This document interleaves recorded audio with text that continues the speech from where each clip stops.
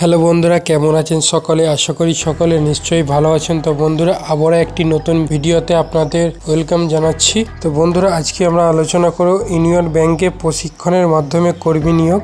Training চলাকালীন পাবেন 15,000 টাকা স্টাইপেন্ড। তো আজকে আমরা আলোচনা করব ইউনিয়ন ব্যাংকে এই যে নিয়োগের বিজ্ঞপ্তি বেরিয়েছে, তাতে আপনারা কিভাবে আবেদন করবেন, এর এডুকেশন কোয়ালিফিকেশান কি আছে, সেই সঙ্গে সঙ্গে কি কি পদ আছে, কোথায় কোথায় পদ আছে, সমস্ত কিছু আলোচনা করব। ভিডিওটি খুবই গুরুত্বপূর্ণ হতে চলেছে, ভিডিওটি শেষ পর্যন্ত দেখবেন। তো চলুন ভিডিওটি শুরু করা যাক।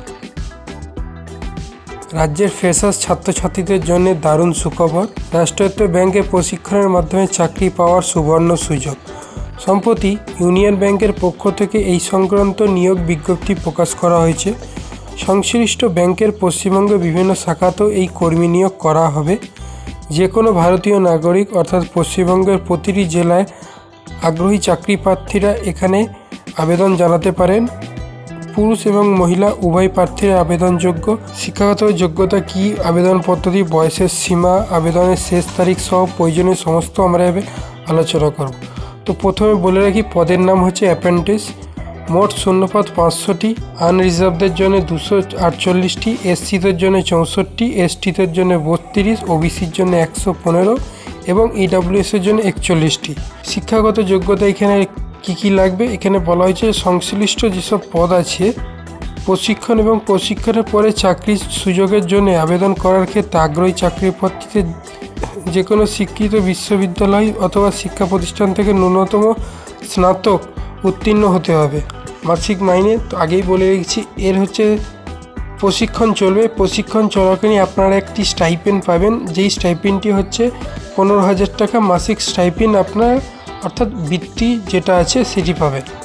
বয়সের সময়সীমা কী আছে, আবেদন করার জন্য আগ্রহী আবেদনকারীরা বয়স 1 আগস্ট 2024 তারিখ অনুযায়ী ন্যূনতম 20 থেকে সর্বোচ্চ 28 বছরের মধ্যে হতে হবে এবং সংরক্ষিত শ্রেণী অর্থাৎ এসসি, এসটি, ওবিসি যেসব সংরক্ষিত শ্রেণী আছে সেখানে গভর্নমেন্টের রুল অনুযায়ী যা যা ছাড় আছে সেই ছাড় আপনারা পাবেন বয়সের ক্ষেত্রে।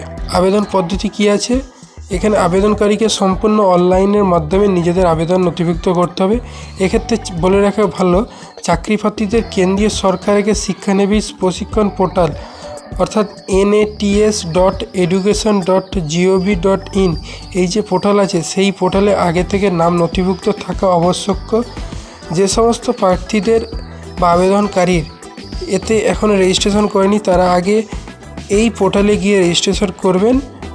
এরপর প্রার্থীরা উক্ত পোর্টাল থেকে আপনারা সেখান থেকেই দেখতে পাবেন যে সংশ্লিষ্ট নিয়োগের বিজ্ঞপ্তি খুঁজে বের করে আবেদন করার পেজে সমস্ত প্রয়োজনীয় তথ্যটি নির্ভুল পূরণ করতে হবে।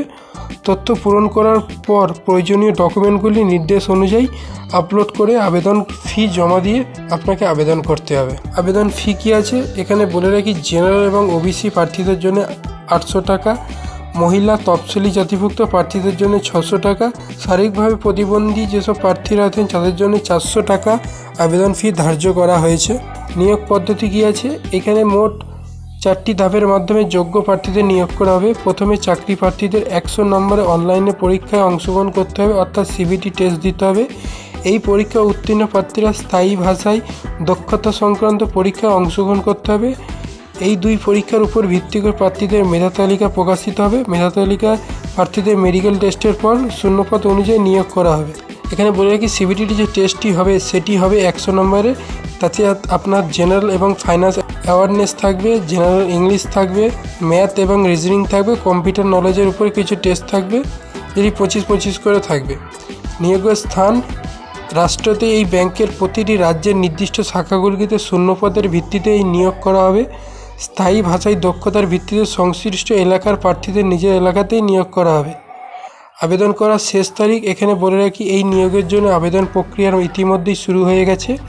আবেদন পরীক্ষার শেষ তারিখ আগামী 17 সেপ্টেম্বর 2024 এর আবেদন করার শেষ তারিখ।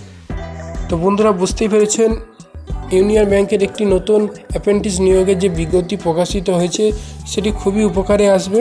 এবং বলে রাখি, আপনাকে অবশ্যই আগে কেন্দ্রীয় শিক্ষানবিশ যে পোর্টাল আছে সেই পোর্টালে আপনাকে আগে নথিভুক্ত হবে এবং সেখান থেকে আবেদন করতে পারবেন। এবং আবেদন করার আগে অবশ্যই অফিসিয়াল নোটিফিকেশানটি ভালোভাবে পড়ে সমস্ত কিছু বুঝে এবং কোন কোন রিজনে অর্থাৎ কোন রাজ্যেতে কতগুলি পদ ফাঁকা আছে সমস্তগুলি দেখে তারপরেই আবেদন করবে। তো চলুন দেখা হচ্ছে একটি নতুন ভিডিওতে। ধন্যবাদ।